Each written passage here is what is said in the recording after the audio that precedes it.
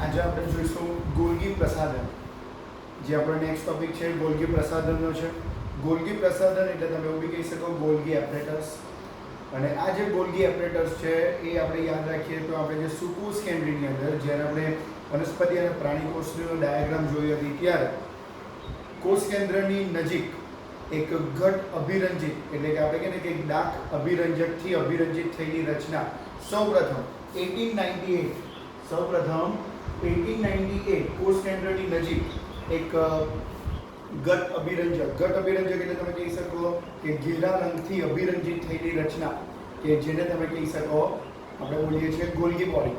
એ Golgi body એમ કે ક્યાંથી પડી તો સૌપ્રથમ એને જોવાવાળા જે વ્યક્તિ હતા એનું નામ હતું કેમિલિયો ગોલ્ગી.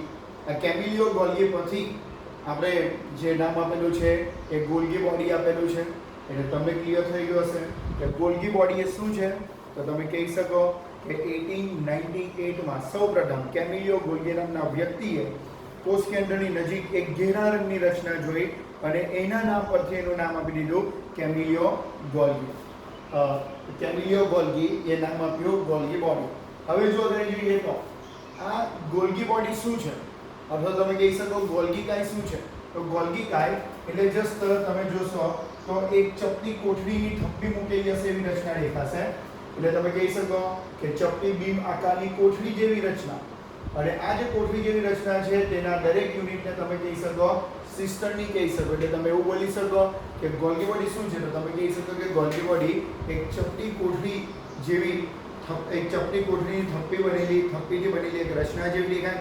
એમાંની દરેક થપ્પીને તમે કહી શકો સિસ્ટરની કહી શકો. એટલે તમે એવું કહી શકો સિસ્ટરની મદદથી ગોલ્ગી બોડીનું નિર્માણ થઈ શકે.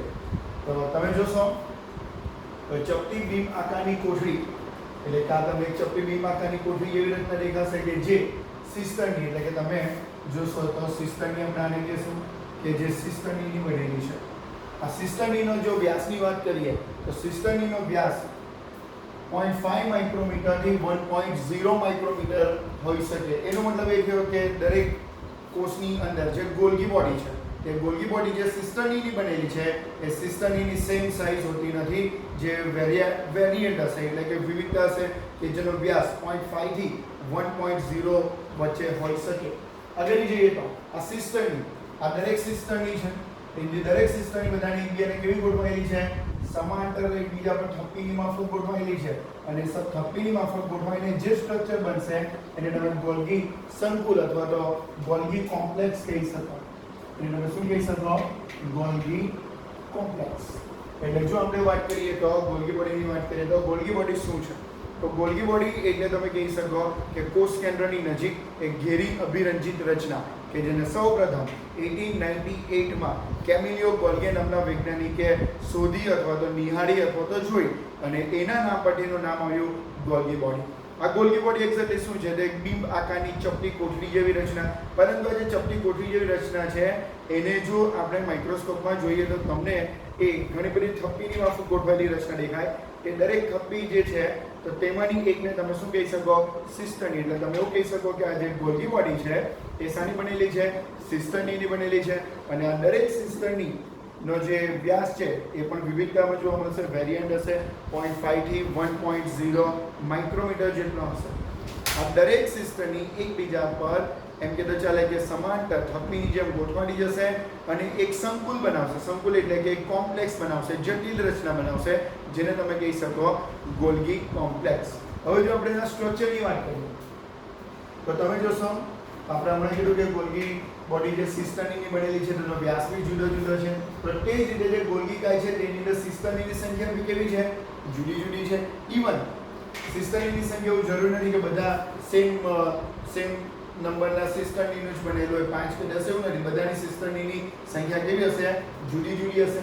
ઇવન તમે એવું કહી શકો કે ગોલ્ગી કાય બે સપાટી ધરાવશે. તમે અહીંયા ડાયાગ્રામમાં જોયું હશે તો અહીંયા એક લખ્યું કે સીસ ફેસ અને બીજો અહીંયા લખ્યો છે ટ્રાન્સ ફેસ.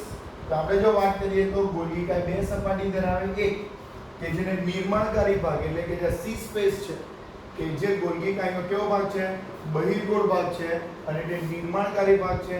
જ્યારે આ નીચેનો જે ભાગ છે એને તમે કહી શકો ટ્રાન્સફેસ અથવા તો તમે એને કહી શકો પરિપક્વ અંતર્ગોળ ભાગ. હવે એક્ઝેક્ટલી આ શું છે તો તમે જોશો તો સી સ્પેસ અને ટ્રાન્સ સ્પેસ બંને એકબીજાથી અલગ છે, પરંતુ ઇન્ટરનલી એ જોડાયેલા છે. સી સ્પેસ અને ટ્રાન્સ સ્પેસ આ બંને એકબીજાથી અલગ છે, પરંતુ ઇન્ટરનલી શું થયેલા છે? જોડાયેલા છે. એટલે તમે કહી શકો, હવે અહીંયા જો ધ્યાન આપીએ તો આપણે એવું કહીશું કે આ ગોલ્ગી કાય શું છે? તો ગોલ્ગી કાય ઘણા બધા સિસ્ટમની બનેલી છે. આ ઘણા બધી સિસ્ટમની અને સમાંતર થપ્પીની માફક ગોઠવાઈને બનેલી રચના કે જેને તમે કહી શકો ગોલ્ગી કોમ્પ્લેક્સ. આ જે ગોલ્ગી કોમ્પ્લેક્સ હતો, આ જે ગોલ્ગી બોડી છે તેની બે સપાટી છે. એક તમે જોશો તો નિર્માણકારી ભાગ કે જેને સી સ્પેસ કહેવાશે, બીજો પરિપક્વ ભાગ એટલે નીચેનો ભાગ કે જેને ટ્રાન્સ સ્પેસ કહેવાય. તો સી સ્પેસ અને આ જે ટ્રાન્સ સ્પેસ છે એ બંને એકબીજાથી અલગ હોવા છતાં એ એકબીજા સાથે શું થયેલા છે? જોડાયેલા છે. હવે આપણે આવીશું ગોલ્ગી કાયના કાર્ય પર આવીશું. તો ગોલ્ગી કાયનું કાર્ય શું? તો યાદ રાખજો કે ગોલ્ગી કાય એ પેકેજિંગ દ્રવ્ય એટલે આ જે પેકેજિંગ દ્રવ્ય છે, તો સમજો કે આપણા કોષની અંદર ઉત્પન્ન થતું જે પેકેજિંગ દ્રવ્ય છે કોષની બહારની તરફ સ્ત્રાવ બી પામી શકે અથવા તો લક્ષ્ય સુધી પહોંચાડવું, એટલે કોષની અંદર જ કોઈ લક્ષ્ય ભાગને કોઈ દ્રવ્ય અથવા તો ઘટકો પહોંચાડવું. તો આવું જે પેકેજિંગ દ્રવ્ય છે કે જે ગોલ્ગી કાય ઉત્પન્ન કરશે. આપણને ખબર છે કે એન્ડોપ્લાઝમિક રેટિક્યુલમ એટલે આપણે લાસ્ટ ટાઈમ કીધું અંડકોષ રસજાળ, આની આગળનો ટોપિક. તો અંડકોષ રસજાળમાંથી જે કણિકામય ભાગ હતો એની ઉપર આવેલા જે રિબોઝોમ માટે પ્રોટીન સંશ્લેષણ કરે, જ્યારે કણિકાવિહીન ભાગ હતો એ તમને બી કહ્યું કે લિપિડ ઉત્પન્ન કરે. તો એન્ડોપ્લાઝમિક રેટિક્યુલમ એટલે અંડકોષ રસજાળમાંથી મુક્ત થયેલા જે ઘટકો છે એ ઘટકો, આ મુક્ત થયેલા ઘટકો એન્ડોપ્લાઝમિક રેટિક્યુલમમાંથી જે મુક્ત થયેલા ઘટકો છે એ ગોલ્ગી કાયના સી સ્પેસ એને ગ્રહણ કરશે અને એ ગ્રહણ કર્યા પછી ટ્રાન્સ સ્પેસ દ્વારા આવા પુટિકા સ્વરૂપે શું થશે? મુક્ત થશે. એટલે જો તમને ખબર પડી ગઈ તો કે ગોલ્ગી કાયનું કાર્ય શું છે, તો ગોલ્ગી કાયનું કાર્ય કોષની બહાર કેટલાક દ્રવ્યોનો સ્ત્રાવ કરવો, ઇવન કોષની અંદર કોઈ લક્ષ્યાંક ઘટકો એટલે કે કોઈ લક્ષ્યાંક ભાગ પાસે ઘટકોને પહોંચાડવા. તો આ પહોંચાડવા માટે જે પેલું પેકેજિંગ મટીરિયલ છે તે પેકેજિંગ મટીરિયલ ઉત્પન્ન કરવું અથવા તે પેકેજિંગ મટીરિયલનું નિર્માણ કરવું. તો એ એન્ડોપ્લાઝમિક રેટિક્યુલમ દ્વારા જે મુક્ત થતા ઘટકો છે તે ગોલ્ગી કાયના સી સ્પેસ દ્વારા ગ્રહણ કરવામાં આવશે અને ટ્રાન્સ સ્પેસ દ્વારા એને શું કરવામાં આવશે? મુક્ત કરવામાં આવશે.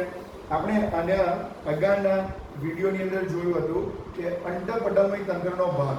તો અંડપટલમય તંત્રના ભાગની અંદર આપણે વાત કરેલી હતી અંડકોષ રસજાળ, ગોલ્ગી કાય, લાઇસોઝોમ અને રસધાનીની વાત કરેલી. હવે તમને ક્લિયર થઈ ગયું હશે. આપણે તે ટાઈમે એવું પણ કીધેલું હતું કે આ બધી અંગિકા એકબીજાથી અલગ હોવા છતાં કાર્યની દ્રષ્ટિએ કેવી છે? સંકલિત છે. તો અંડકોષ રસજાળના ઘટકો કોણ મેળવશે? ગોલ્ગી કોમ્પ્લેક્સ મેળવશે, એટલે કે ગોલ્ગી કાય અથવા તો ગોલ્ગી એપરેટસ મેળવશે. તો આ બંનેની વાત કરીએ તો જે ગોલ્ગી કાય છે એ અંડકોષ રસજાળ સાથે શું છે? સંપર્કમાં છે. તો ગોલ્ગી પ્રસાધન અંડકોષ રસજાળના શું છે? સંપર્કમાં છે. આપણને ખબર છે કે એન્ડોપ્લાઝમિક રેટિક્યુલમ એટલે આપણે કહેશું કે અંડકોષ રસજાળના બે ભાગ હતા, કણિકામય અને કણિકાવિહીન. તો કણિકામય ભાગમાં કોણ આવેલું હતું? રિબોઝોમ. અને આ રિબોઝોમ શું ઉત્પન્ન કરતું હતું? પ્રોટીન. રિબોઝોમ શું ઉત્પન્ન કરતું હતું? પ્રોટીન. આ પ્રોટીન જો ગોલ્ગી કાય દ્વારા પુટિકા સ્વરૂપે મેળવવામાં આવે તો એ સી સ્પેસ દ્વારા મેળવશે અને ટ્રાન્સ સ્પેસ દ્વારા જ્યારે મુક્ત કરશે ત્યારે પ્રોટીન જ્યારે ટ્રાન્સ સ્પેસ દ્વારા મુક્ત થાય ત્યારે એનું રૂપાંતર થઈ ગયું હશે ગ્લાયકોપ્રોટીનમાં રૂપાંતર થઈ ગયું હોય. તે જ રીતે એન્ડોપ્લાઝમિક રેટિક્યુલમ દ્વારા ઉત્પન્ન થતું જે લિપિડ છે તે જો ગોલ્ગી કાયના સી સ્પેસ દ્વારા મેળવવામાં આવે અને ટ્રાન્સ સ્પેસ દ્વારા જો મુક્ત થાય તો તે ગ્લાયકોલિપિડમાં કન્વર્ટ થઈ જશે. એટલે અહીંયા જોઈએ તો એન્ડોપ્લાઝમિક રેટિક્યુલમનો એક કણિકામય ભાગ છે કે જેમાં જે રિબોઝોમ છે તે રિબોઝોમ શું થશે? પ્રોટીન મુક્ત કરે અને જો ગોલ્ગી બોડીને મેળવે તો એ પ્રોટીનનું નિર્માણ શેમાંથી જશે? રૂપાંતર ગ્લાયકોપ્રોટીનમાં. એ જ રીતે જે કણિકાવિહીન જે છે તો તે લિપિડ ઉત્પન્ન કરશે અને તેને જો ગોલ્ગી બોડી મેળવે તો એ સામે રૂપાંતર થઈ જશે ગ્લાયકોલિપિડમાં. એનું શું થશે? નિર્માણ થશે. ગ્લાયકોલિપિડમાં એનું નિર્માણ થશે. હવે આપણે એક નેક્સ્ટ ટોપિક જોઈશું, લાઇસોઝોમ. આપણે લાસ્ટ ટાઈમ કીધેલું કે લાઇસોઝોમ એ સુકોષ કેન્દ્રીય સજીવની સુકોષ કેન્દ્રીય કોષની અંદર કોષમાં મુક્ત રીતે તરતા જોવા મળશે.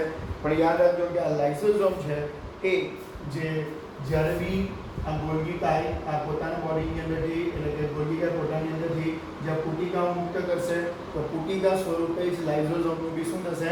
નિર્માણ થશે. તો જોઈએ તો લાઇસોસોમ એક પટલમય પુટિકા સ્વરૂપે મુક્ત થતી એક રચના છે અને આપણે હમણાં જ કીધું કે ગોલ્ગી બોડી પેલું પેકેજિંગ દ્રવ્ય ઉત્પન્ન કરશે.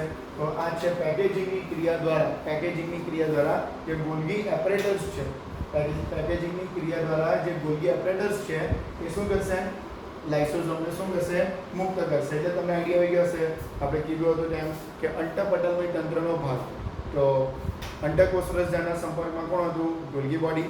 અને ગોલ્ગી બોડી પોતાના પેકેજિંગ દ્રવ્ય જ્યારે મુક્ત કરે તો એ પેકેજિંગ દ્રવ્ય મુક્ત જે થાય છે તેમાં એ લાઇસોસોમને પણ શું કરશે, મુક્ત કરશે. તો આપણે કહી શકાય કે લાઇસોસોમ એક પટલમય અંગિકા છે અને ગોલ્ગી બોડી દ્વારા ઉત્પન્ન થતું જે પેકેજિંગ દ્રવ્ય છે તેના દ્વારા જેનું શું થાય છે, નિર્માણ. હવે એનું મહત્વ જોઈએ, ખરેખર એનું મહત્વ શું છે લાઇસોસોમનું. તો યાદ રાખજો કે લાઇસોસોમ એ જે પુટિકા છે તો તેની અંદર, લાઇસોસોમ જે પુટિકા છે તેની અંદર હાઇડ્રોલાઇટિક ઉત્સેચકો આવેલા હોય.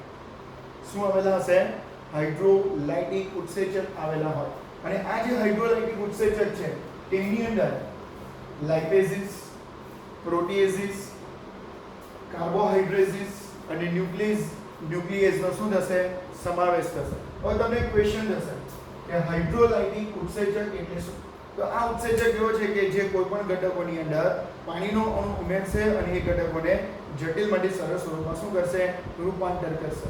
હાઇડ્રોલિસિસનો મતલબ એ થાય કે પાણીનો અણુ ઉમેરીને જટિલ સ્વરૂપને સરળ સ્વરૂપમાં રૂપાંતર કરવું. તો આપણે જે પુટિકા જે ગોલ્ગી બોડીમાંથી મુક્ત થઈ છે એ ગોલ્ગી બોડી મોસ્ટ પ્રોબેબલી બધા જ હાઇડ્રોલાઇટિક ઉત્સેચક ધરાવે કે જેવા કે લાઇપેઝિસ, પ્રોટીએઝિસ, કાર્બોહાઇડ્રેઝિસ અને ન્યુક્લિએઝિસ. હવે આ જે બધા જે ઉત્સેચકો છે તેની ખાસિયત પણ એ છે કે જે કોષની અંદર ચોક્કસ pH પર જ એક્ટિવ થશે. ચોક્કસ pH, કેટલાક એસિડિક માધ્યમમાં એક્ટિવ થાય, કેટલાક બેઝિક માધ્યમમાં એક્ટિવ થશે. એટલે તમે એવું કહી શકો કે આ બધા જ ઉત્સેચકો ઇષ્ટતમ pH પર જ સક્રિય બનશે. અને આ ઉત્સેચકો જે છે એ લિપિડ, પ્રોટીન, કાર્બોહાઈડ્રેટ આ બધાનું જ પાચન કરવા માટે સક્ષમ છે. એટલે એવું કહી શકાય કે લાઇસોસોમ એ કાર્બોદિત, પ્રોટીન અને ચરબીનું શું કરશે, પાચન કરી શકે. પરંતુ આ બધા જ પાચન કરવા માટેના જે ઉત્સેચકોનો સમાવેશ કરે છે આ બધા જ ઉત્સેચકો હાઇડ્રોલાઇટિક પ્રકારના છે. આ બધા જ ઉત્સેચકો ચોક્કસ pH પર જ એક્ટિવ થશે. હવે આપણે એક છેલ્લો ટોપિક જોઈશું.